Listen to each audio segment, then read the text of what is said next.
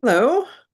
This is the time set for Luba number 2025-018, Lee versus the City of Tigard. I'm Board Chair Zamudio. Board members Wilson and Basham are also present today. And thank you for muting your audio when you're not speaking. That helps with our recording and background noise. I'm not aware of any pending matters in this appeal. Do the parties have anything that they need to bring to our attention? No. Thank you. Petitioner oral argument is a total of 30 minutes, and you have 15 minutes and may reserve up to 5 minutes for rebuttal, which is the time that you would have to respond to the city's argument. Do you want to reserve any of your time for rebuttal?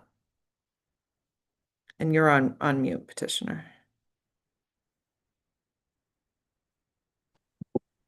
Okay, yes, I would like to reserve some time for a rebuttal. Okay, how much time? You may reserve up to 5 minutes. 5 minutes. Okay. So just to note, the clock that's on the screen is not keeping exact time, but is there for reference. I'll be keeping track of time, and I suggest that you also keep track of your own time so that you can reserve that 5 minutes.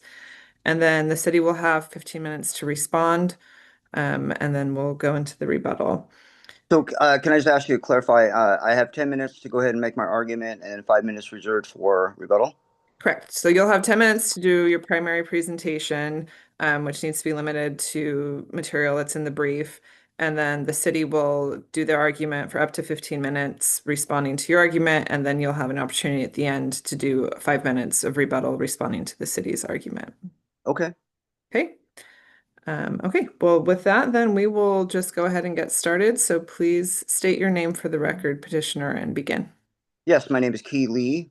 Last name is spelled L-E. Go ahead. Yeah, so basically, I think the argument is multiple. The city didn't give us any notice at all, including all the other owners.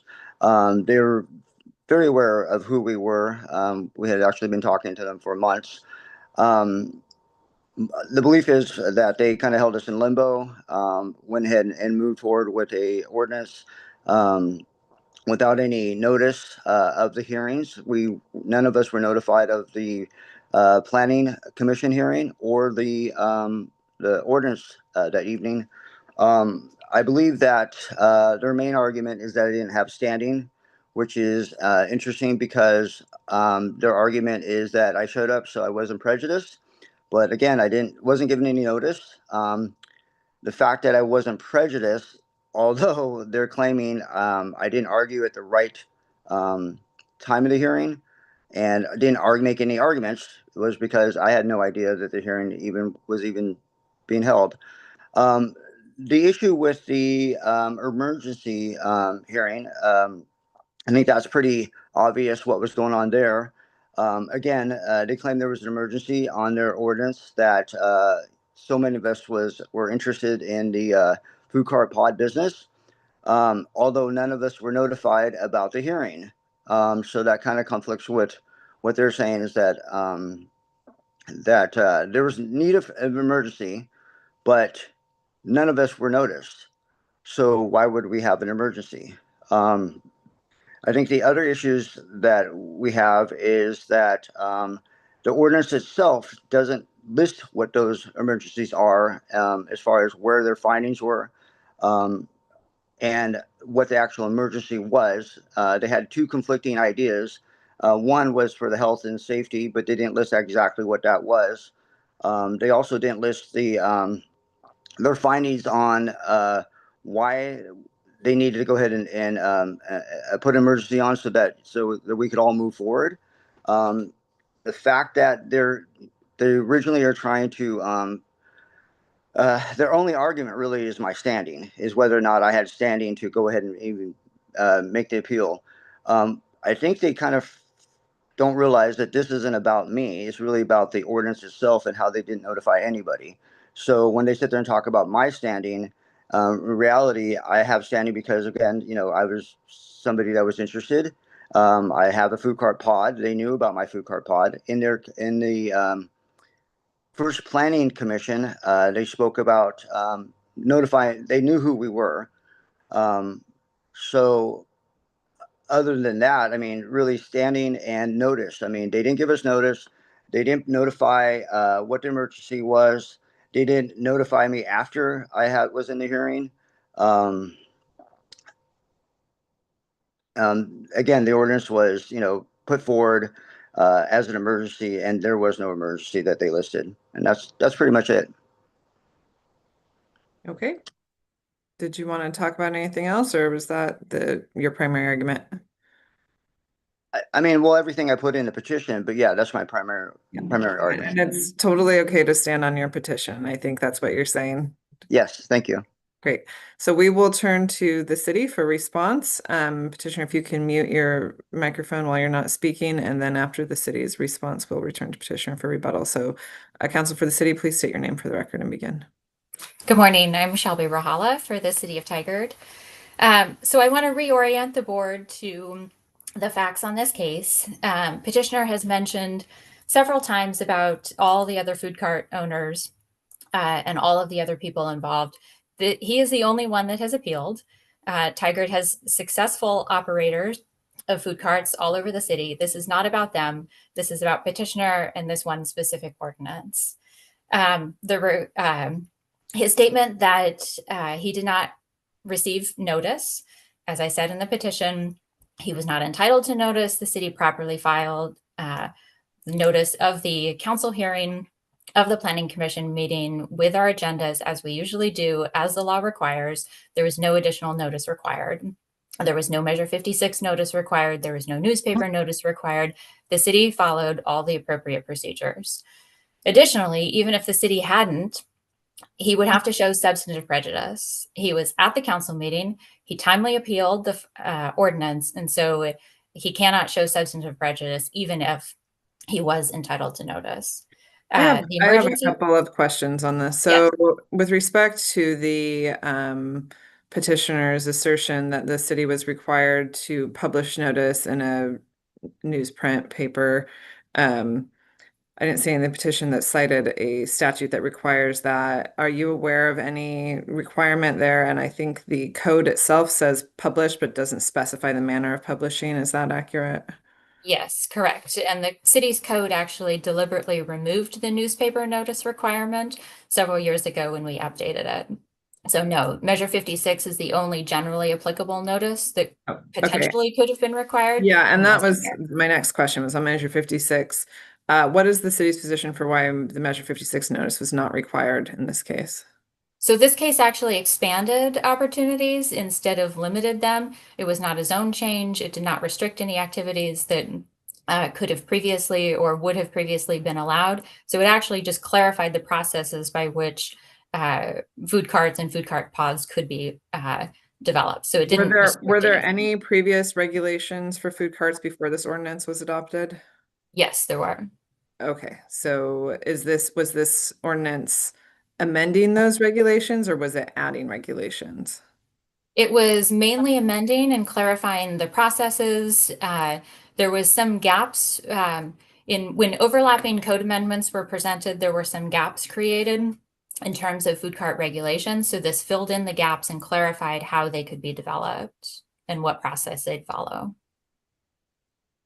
Okay, so I think you're being careful by saying filled in the gaps. Did it add any additional regulation or was there were no regulations covering what these amendments did? I'm trying to understand. I think petitioner's position is this ordinance is adding new land use regulations to food carts where there were none before.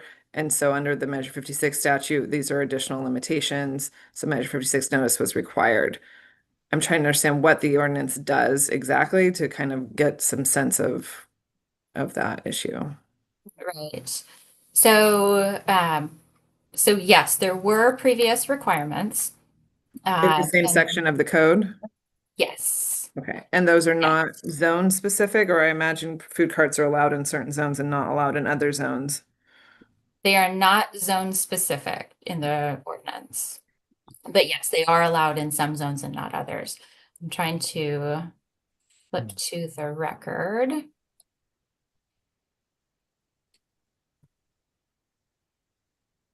Um,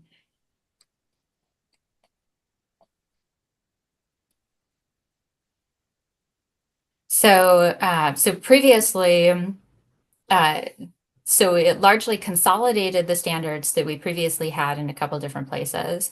The previous code had no standards or approvals for food. So prior to what we call our Tigard Made code, there were no standards or approvals for food carts. That code was amended, I believe, in 2024, and then food carts were allowed through code and a policy interpretation.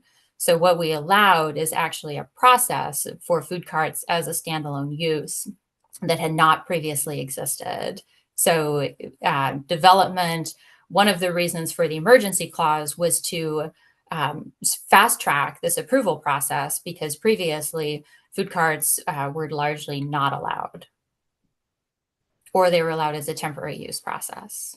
Is it the case that the pre-existing regulations were not part of the zoning code, the city's land use regulations, or were they? They were, yes. It was the same code that was amended. Okay, so they're part of the land use regulations. Okay. Yes. Petitioner's saying that before the ordinance, he could have a lot of food carts, and now after the ordinance, he's restricted to 3. Is that correct or not? No, that is not correct. And why is that? So there was no process by which the city would have allowed 20 food carts. Not even 4 food carts? So the previous regulations were mainly limited to 3 food carts. Is there anything in the record where we can look at that to see what the limitations were on the number of food carts before the ordinance and what the number of limitations on the food carts were after? Yes. So looking at the code package, so the actual text of the regulations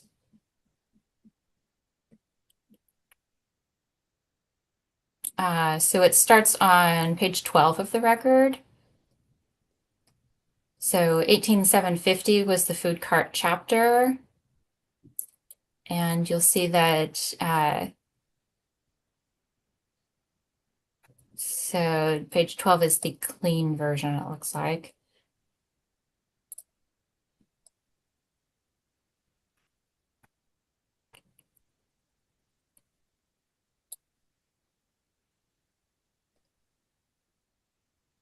So 18440 removed food carts from the temporary use provision and moved them into the standalone chapter.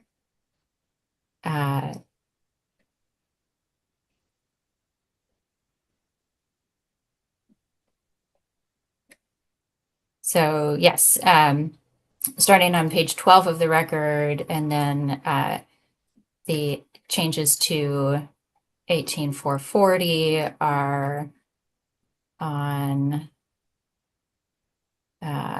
page 19 of the record.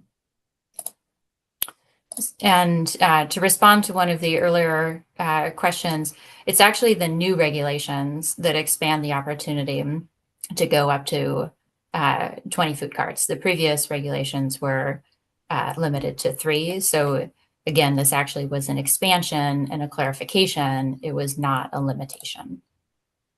Okay, so that's the city's position for why Measure 56 notice was not required, because your position is that these amendments do not limit or prohibit uses that were previously allowed in the affected zones. Correct. The previous uses were much more limited. This created the process by which they could develop. Okay, thank you. That answers my question. Thank you. And then the emergency clause, as stated in the city's argument, that was information about the justifications for that was provided both in the ordinance and at the hearing itself.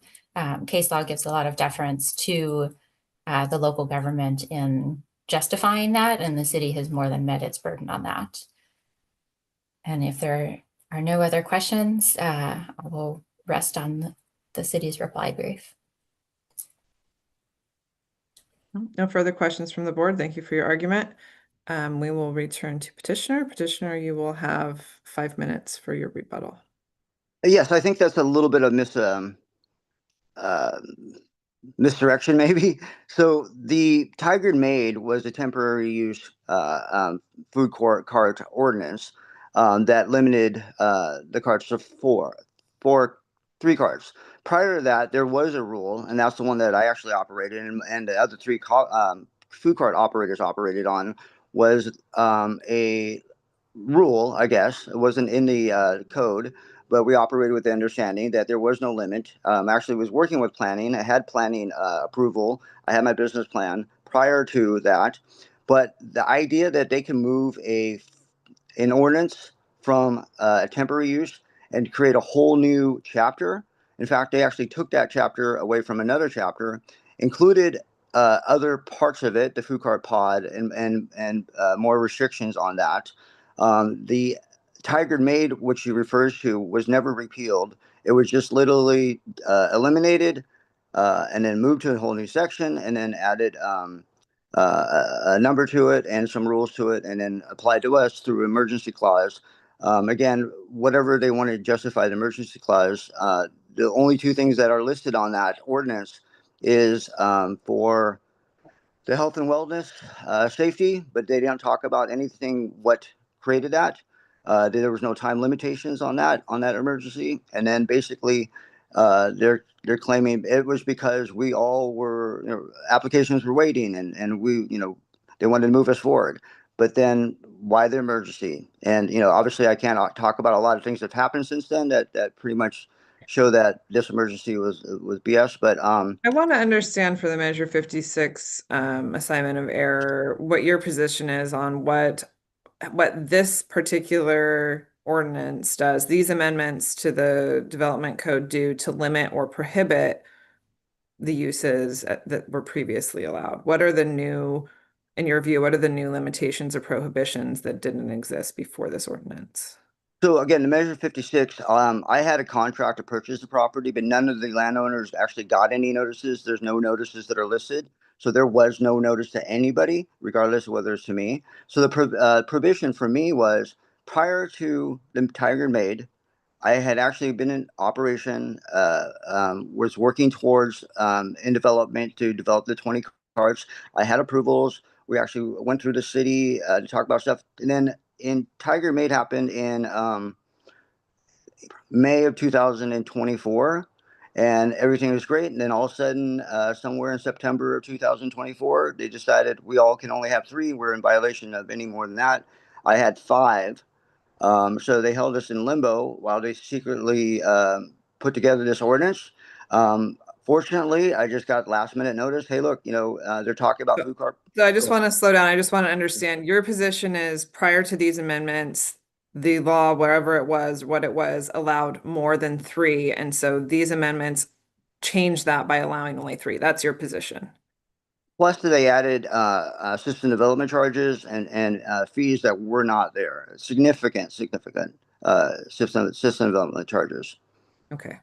But am I correctly understanding what your position is, that there were more than three were allowed and then this amended things to allow three? That's your position? Yes. Thank you.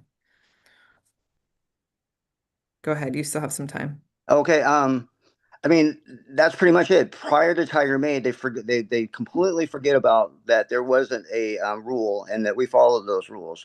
And then they used Tiger Made to shut us down because they knew that Tiger Made didn't target food cart pods. It only limited to three carts. So they didn't have a food cart pod section. So for them to sit and say, look, this is an amendment, but they took that out of temporary use and created a whole new section, which I think would require that the prior section needs to be repealed, and I think there's things that need to be done to put a whole new section, including notice.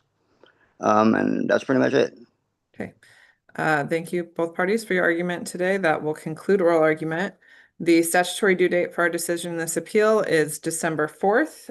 We'll ask the parties in advance to agree to an extension so that we can issue our opinion no later than December 18th. Does that work for these parties? I see agreement. Yes. Okay. Thank you very much. Thank Have you. a good remainder of your day. You too. Thank you.